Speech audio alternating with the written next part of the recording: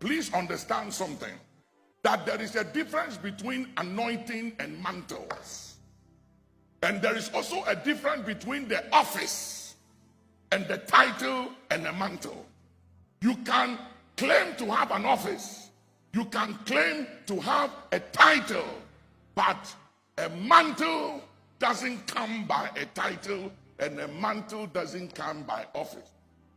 And number three, there's an error going around where people believe that you can catch the mantle by reading somebody's book. You can catch the mantle by hearing somebody's messages. Under Old Testament dispensation, New Testament dispensation, mantles don't come by reading someone's book or by hearing someone's message. It's ignorance. 2 is an error. 3 is arrogance. 4 is pride. And that is the problem today, where people believe that I don't have to serve under anybody. I don't have to be under anybody. And no one is qualified in the world to anoint me or to ordain me or to consecrate me. Nobody. I'm too successful. I'm too anointed. I have too much numbers and deep pocket and money. I've written so many books that no one is qualified to lay hands upon me except Jesus. And the ones that are qualified, I catch the mantle by hearing their messages and reading their books. It's an error. And it needs to be corrected. Because if it's not corrected, we are misleading the next generation. And will be held responsible by the head of the church. It's just a matter of time. When I went to heaven, I was taken to so many places. And I was taken to a place that really bothered me. It was a huge place. And the residents there, some of them were great men of God, who they were on earth, they wrote books. They were huge. But in heaven, they live in dormitories and not in mansions. And I was trying to understand why. And the understanding that came to me was the motives for what they did not please God. That they did the things they did to be in the group of men. They were competing with others. They wanted to outshine and be better than others. Their motives is where God is concerned about. God will not judge just our action. He judges our motives, which is the reason for which we do what we do. So there is nothing wrong to fill the stadium and have 3 services Sunday morning at the stadium, but you have to check the motive. Is the motive because you love people, you care for souls, and you want to advance his kingdom, or you just want to prove a point? Or you want to be better than everybody in the city? Or you want to prove that you are the biggest than everyone else in the city? The motives is what will be dealt with. D.L. Moody went to heaven. They showed him his mansion, and opposite him was this beautiful mansion, huge, bigger, better than his. And he said to the angel, whose mansion is that? And the angel said, the woman in your church in the wheelchair. He said, how?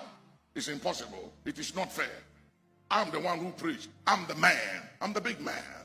I preach. I work miracles. I raise the dead. I perform all these miracles.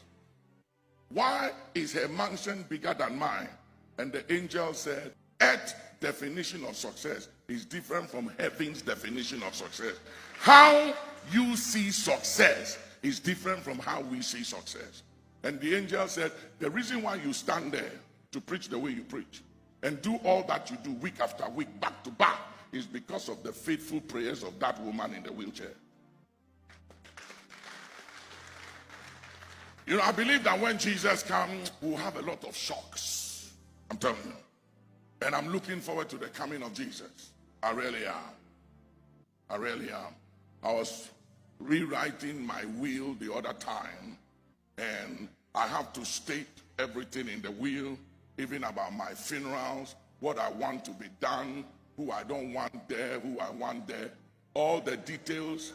and where I'll be buried. Everything has to be in the will. And suddenly it dawned on me, hey, preacher, you are not going to be here forever. And I started examining myself and my motive for why I do the things I do. Am I doing it to prove a point? Am I pleasing men, or am I seeking to please God? And what shall become of all these things I'm doing? And I remember something Solomon said in Ecclesiastes 2:18 and 19. He said, and this also I have seen under the earth. And he said, it is vanity. And then he said, I don't know if the man that comes after me shall be foolish or wise. For I have been very wise in all that I have done. But the man that shall inherit me and shall have rule over all that I have worked for, will he be wise or foolish? And he was foolish. I started thinking deep. And I have to re-examine my motive, my heart, why I'm in ministry, why I do what I do, and why I go the places I have to go. And I came to the conclusion, it's not everywhere I should go. It's not everybody I can flow with. Because not everybody is of the same mindset. There are people in ministry who are doing ministry big time, but their motive is not why I'm doing ministry. Their reason is not why I am in ministry.